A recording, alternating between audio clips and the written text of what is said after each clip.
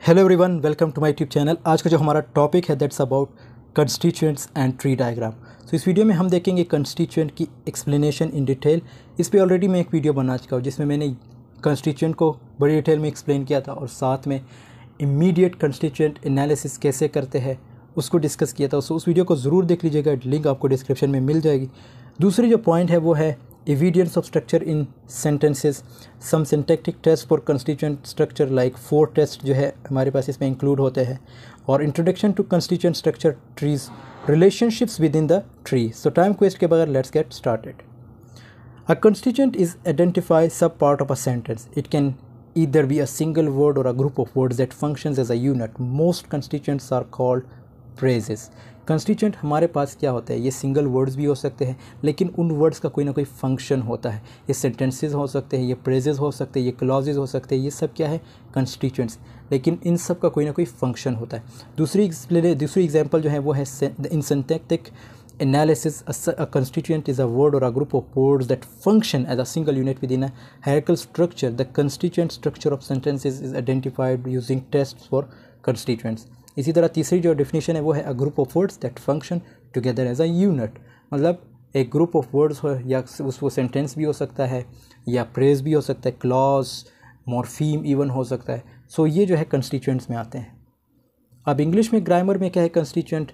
A constituent is a linguistic part of a large sentence, phrase और clause. For instance all the words and phrases that make a sentence are said to be constituents that sentence of that sentence. तो देखो यहाँ पे भी वही discuss हुआ है कि चाहे वो फ्रेज हो, क्लॉज हो, तो ये सब क्या है, ये कंस्टिट्यूएंट्स है हमारे पास। And a constituent can be a morpheme, ये मॉर्फीम भी हो सकता है। मॉर्फीम से मुराद सिंगल जो है word like S, letter S, ये भी हमारे पास मॉर्फीम है, तो ये भी हो सकता है। इसी तरह phrase, clause, sentence analysis identifies the subject, predicate और different parts of speech. A process known as parsing the sentence into its constituents. It sounds more complicated than it is. Every sentence and every phrase and clause has constituents। जो भी कोई भी sentence हो, कोई भी phrase हो, कोई भी clause हो, उसका constituents, उनके constituents होते हैं। जब आप उनको डिवाइड करते हो phrases में, clauses में, तो ये क्या है, ये constituents है, लेकिन उनका कोई ना कोई function होता है, उनका कोई ना कोई meaning होता है। That is to say, every sentence is made up of parts of other things that work together to make the sentence meaningful। यही वर्ड देखो, अभी जब मैंने बताया कि उनका कोई ना कोई मीनिंग होता है, कोई ना कोई फंक्शन होता है, तो वो मीनिंगफुल होता है। जो जब भी आप उसको स्प्लिट करते हो, उसको डिवाइड करते हो फ्रेजेस में, क्लॉजेस में, तो उनका कोई ना कोई मीनिंग होता है। इसको हम कंस्टिट्यूएंट्स कहते हैं। Like my dog Aristotle bite the postal carrier on the ankle. The constituent phrase parts are the subject, obviously जो हमारे पास subject क्या है, जिसको हम noun phrase भी कहते हैं, my dog Aristotle, and the predicate of word phrase bite the postal carrier on the ankle। Each of the phrases a sentence can be further broken down into its own constituents। The subject noun phrase includes the noun Aristotle and a possessive pronoun and noun like my dog, and modify Aristotle to the word phrases includes the verb bite, a noun। तो यहाँ पे देखो simple ये बताया गया कि जब भी हम किसी सेंटेंस को स्प्लिट करते हैं, उसको तोड़ते हैं, डिवाइड करते हैं, तो उसमें क्या होता है, सबसे पहले सब्जेक्ट आता है, उसके बाद जो पार्ट सब्जेक्ट के आगे जो लिखा होता है वो क्या होता है, वो प्रीडिकेट होता है। लेकिन जब हम इसकी ट्री डायग्राम बनाते हैं तो कुछ डिफरेंट होता है। नाउन फ्रेज आ जाते हैं, वर्ब फ्रेज आ जाते हैं, फिर उस नाउन फ्रेज की हम फर्दर जो है डिवीज़न करते हैं, और इसी तरह वर्ब फ्रेज की हम फर्दर डिवीज़न करते हैं। इन सब का कोई ना कोई मीनिंग होता है। अब ये सारी चीज़ें मैंने पहली वीडियो में डिस्कस की है बड़ी डिटेल में, यहाँ पे मैं बड़ी तेज़ी से जा रहा हूँ क्योंकि मैंने आगे बहुत सी चीज़ों को डिस्कस करना है। सो वो वीडियो आप लोग देख लीजिएगा, ये आपको ईज़िली यही चीज़ें मैंने वहाँ उस वीडियो में भी डिस्कस की है। अब यहाँ से जो है असल में जो टॉपिक की शुरुआत है वो यहाँ इस टॉपिक से होती है, evidence of structure in sentences. One way to show that syntactic structurally actually exists is to examine sentences which are syntactically ambiguous. That is, sentences which have more than one meaning. Not all ambiguity is syntactic. Some is lexical, as in Lee went down to the bank। अब यहाँ पे जो है ambiguity की बात की जा रही है, जिससे एक सेंटेंस है Lee went to the bank। Does this mean the river bank? अब आपके माइंड में कि कोई रिवर बैंक है या वो बैंक जहाँ पे पैसों को रखा जाता है। In other cases, though, ambiguity arises because we can't tell which word groups together to form a phrase. This is a syntactic ambiguity. तो ये क्या है? ये एक syntactic ambiguity है कि कौन से words को जो है हमने together लिखना है। For instance, a sentence like the following appeared in a British national newspaper. अब यहाँ पे एक और जो है sentence है, हम आगे देखते हैं। Black cab drivers went on strike yesterday. अब readers के mind में क्या होगा? Wrote to say that what it matter what color the drivers were, but of course the newspaper actually intended black to modify cab जो है taxi को कहा जाता है, not to modify cab drivers. The two different meaningless reflect. अब यहाँ पे structural जो है ambiguity जो है मतलब create हो रही है। That phrase black cab drivers have two different structures. We can indicate this by using brackets to show which words group together. Different bracketings indicate different phrase structures. तो इसको हम जो है फिर bracketing से divide करते हैं. Example 2 like illustrates these different structures. The outraged readers had interpreted the sentence as in 2A and the newspaper had intended like for readers unfamiliar with British culture. जब ओबियसली जब आप unfamiliar होंगे तो British culture, जैसे अ black cab is a particular kind of black taxi, जैसे मैंने start में बताया कि कैब का मतलब क्या है? टैक्सी। तो जो अननोन होते हैं, मतलब जो ब्रिटिश कल्चर से अननोन होते हैं, वो क्या समझेंगे? वो समझेंगे कि ये नेग्रोस की बात हो रही है, मतलब जो ब्लैक पीपल है, जो ब्लैक अमेरिकन्स है, उनकी बात हो रही है। लेकिन यहाँ पे जो है ब्लैक टैक्सी की बात हो रही, found in major cities. Like यहाँ पे डिवीज़न हुई है ब्रैकेट्स में, black cab drivers went on strike, फिर यहाँ पे ब्लैक कैब एक साथ लिखा गया है, drivers went on strike. In both 2A and 2B यहाँ पे इन दोनों सेंटेंसेस की बात हो रही। The whole phrase black cab drivers is a constituent. अब यहाँ पे ये दोनों जो है कंस्टिट्यूएंट है of the sentence. Hence is in brackets, but the differing internal brackets show that the words inside that phrase group together in different ways depending on what black cab drivers actually means.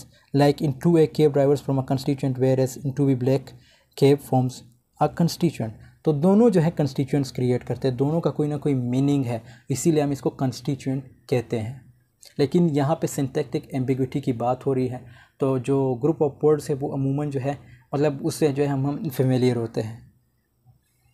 Like the boy and the girl's uncle stayed to dinner. This of course is being ambiguous as to whether just one person stayed or two, as the variants with take questions make clear. Like the boy and the girl's uncle stayed to dinner. अब यहाँ पे didn't ही क्या है? take question है। The boy and the girl's uncle stayed to dinner. Didn't they? यहाँ पे देखो, या तो हम सिंगल बंदे की बात करें या तो हम प्लूरल की बात करें। तो यहाँ पे अगर आपने टेक क्वेश्चन का यूज़ करना है तो आखिर में ही लगा दे। अगर टेक क्वेश्चन मतलब आपने प्लूरल बनाना है तो दे लगा दे या वी लगा दे। So in 4 there are 4 means जो 4 सेंटेंस था उसमें ये 4 सेंटेंस, ये देयर आर 2 डिफरेंट मीनिंग्स और readings to use a technical term, and as we will see each of these readings corresponds to a particular constituent structure, that is a particular grouping of words. The ambiguity in 4 lies in the phrase that boy and the girl's uncle. This whole string of words is a constituent of the sentence in both readings, but its internal structure is different in each case. We can't tell if S is suffixed to an noun phrase, the boy and the girl, in which case the uncle is related to both of them, or if S is just suffix x to। तो जैसे अब यहाँ पे S का अगर हम use करें तो S ऑब्वियसली ये एक मॉर्फीम में आता है। तो मैंने जो स्टार्ट में जब हम कंस्टिट्यूएंट को डिस्कस करे थे उसमें ये भी बताया था कि मॉर्फीम जो है वो भी हमारे पास कंस्टिट्यूएंट्स होते हैं। तो यहाँ पे यही बात हो रही है कि अगर आप S का भी यूज़ करते हैं तो पॉसिबल है कि वो कंस्टिट्यूएंट बन जाए। इसी तरह हम ब्रैकेट्स का यूज़ करते हैं, उससे हम जो है कंस्टिट्यूएंट्स का अंदाज़ा लगाते हैं।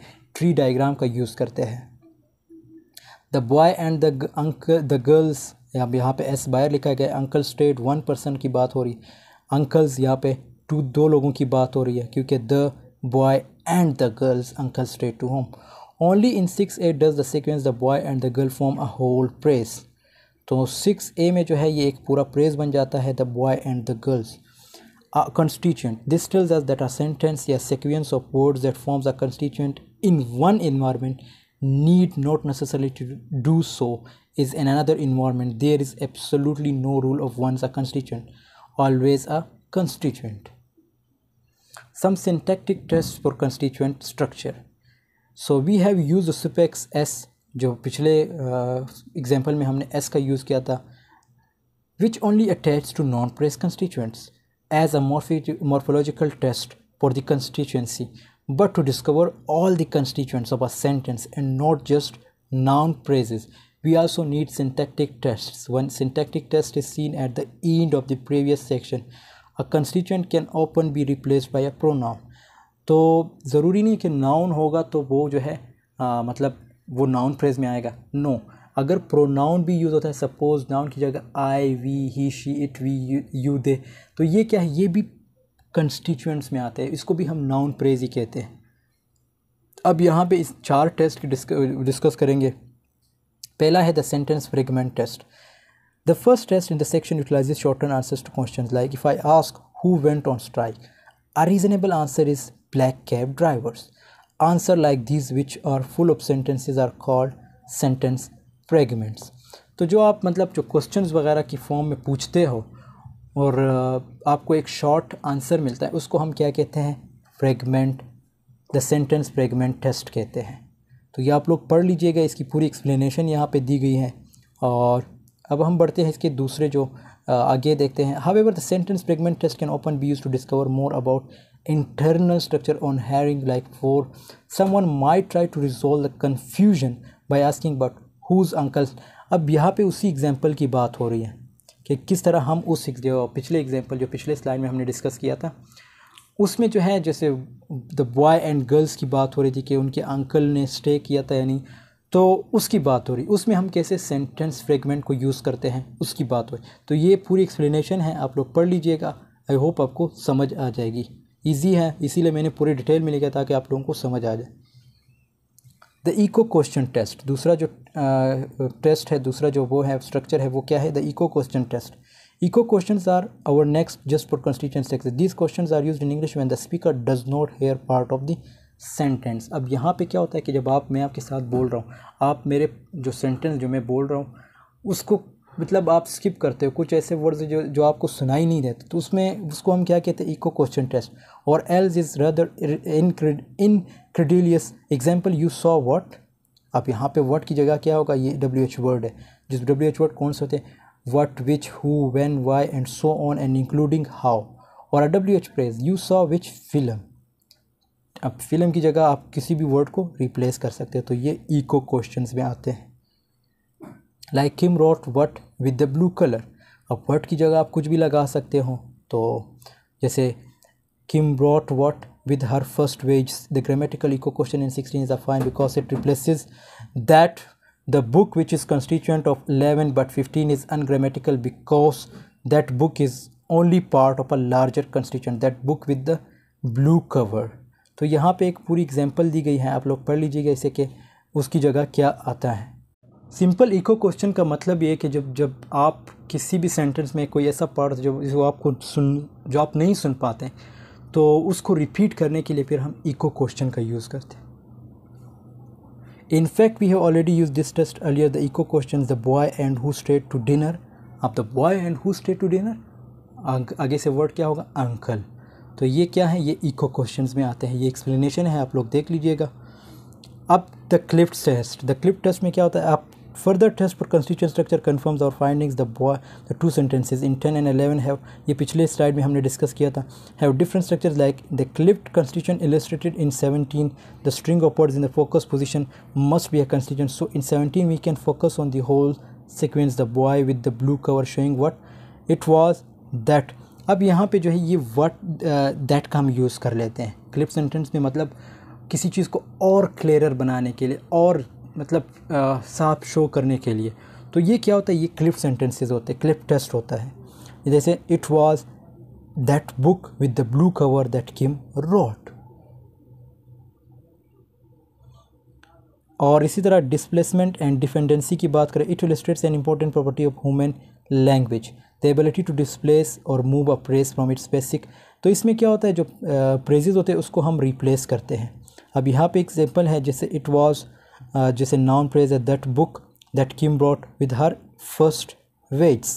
It was फिर propositional praise with her first weights that Kim brought that book. So यहाँ पे जो है हम जो praises है उसको displace करते हैं। जैसे इंसान जो है एक जगह से डिस्प्लेस होकर मूव करता है किसी और जगह, इसी तरह जो प्रेजेस है उसको भी हम इसी तरह डिस्प्लेस करते हैं, किसी और जगह उसको पुट करते हैं। The gap in the examples show the original position of the displacement phrases in other words when you hear an example like 24। तो यहाँ पे उसकी जो पिछले एग्जाम्पल है उसकी पूरी एक्सप्लेनेशन है। The displacement of a phrase sets up a dependency between the displaced phrases and the empty position associated with it. The displaced element provides the physical words we need, but its basic position specifies its syntactic role for sentences. For instance, the role of direct object. तो ये direct object भी इसमें जिक्र आ जाता है, displacement और ये दूसरा जो हमारे पास वर्ड था displacement और dependency का। अब introduction to constituent structure trees. तो ऑब्वियसली अब हम ट्री डायग्राम की बात करेंगे। सो इसमें जो है ट्री डायग्राम की बात होती है। जैसे यहाँ पे एक सेंटेंस है, the tall boy split his milk. अब यहाँ पे क्या है, द क्या, ये पूरा एक सेंटेंस है। तो इसके आगे जो है इसकी हम डिवीज़न करते हैं नाउन प्रेज में, फिर नाउन प्रेज की फ़र्दर डिवीज़न होती है। इसी तरह वर्ब प्रेज है, वर्ब प्रेज की फिर फ़र्दर डिवीज़न होती है। इसी तरह दूसरा सेंटेंस है, the child found a puppy. So यहाँ पे फिर हम ये पूरा एक सेंटेंस है, नाउन प्रेज है, सेंटेंस के आगे नाउन प्रेज होगा। तो इनकी हम फर्दर में डिवीज़न करते हैं, जैसे नाउन प्रेज की और इसी तरह वर्ब प्रेज की डिवीज़न होती है। In each case there is a major split between. तो वही बात करें कि इसमें स्प्लिट हो जाती है, मतलब स्प्लिटिंग हम करते हैं। सब्जेक्ट के आगे क्या होता है, प्रेडिकेट। जो फर्स्ट पार्ट होता है वो क्या होता है, प्रेडिकेट। इसी तरह सेंटेंस है, सेंटेंस के फिर जब हम ट्री डायग्राम बनाते हैं तो नाउन प्रेस, वर्ब प्रेस, फिर नाउन प्रेस की डिवीज़न होती है, इसी तरह वर्ब प्रेस की डिवीज़न होती है। ये फिर आगे एक सेंटेंस है, आप लोग पढ़ लीजिएगा इसे, ये पूरी एक डायग्राम बनी है। Relationship with the tree, relationships within the tree. The short section defines the technical terms use by language to discuss relationships between words and phrases in a tree diagram. It's common to use. अब यहाँ पे labelled और labelled tree diagram की बात हो रही है। इस पे जो पहली वीडियो मैंने कंस्टिट्यूएंट्स एनालिसिस की बनाई थी, कंस्टिट्यूएंट्स की बनाई थी, उसमें ये क्लियर कट बताया। ये एक्चुअली एक मतलब एक थ्योरी थी या एक प्रपोजल थी जो किसने पेश की थी, ब्लूमफील्ड ने। उसमें ये बताया गया था कि सपोज़ किसी रीडर्स को अगर समझना हो कि ट्री डायग्राम को, मतलब एक सेंटेंस को हम किस तरह फर्दर डिवाइड करते हैं, उसमें क्या क्या है, कौन कौन से फ्रेजेस यूज़, तो हम किस चीज़ का यूज़ करते हैं, लेबल ट्री डायग्राम का और लेबल्ड ट्री डायग्राम का एंड लेबल ब्रैकेट्स का यूज़ करते हैं। तो वो वीडियो आप लोग देख लीजिएगा, उससे आपको बहुत कुछ सीखने को मिलेगा और ये टॉपिक्स आपको फिर ईज़िली समझ आ जाएंगे। These brackets are read like this. The whole constituent is a prepositional phrase and this is the label on the outermost bracket is by convention only the left hand bracket is labeled. इसी तरह ये फिर उसी की जो division होती है, मतलब जब हम लेबल ब्रैकेट्स ड्रा करते हैं या लेबल ट्री डायग्राम्स ड्रा करते हैं तो उसमें क्या होता है, उसमें ओबियसली हम noun praise, verb praise, prepositional praise, determiners, modifier सबको एक्सप्लेन करते हैं। ईज़िली आपको पता चल जाता है कि कौन कौन से वर्ड जो हैं डिटरमाइनर्स है, कौन कौन से जो वर्ड्स है वो प्रेजेस हैं, नाउन प्रेज कौन से हैं और वर्ब प्रेज कौन से हैं। So thanks for watching, I hope this video has been helpful for you. मिलते हैं नेक्स्ट वीडियो में, तब तक के लिए अल्लाह हाफिज़, टेक केयर ऑफ योर।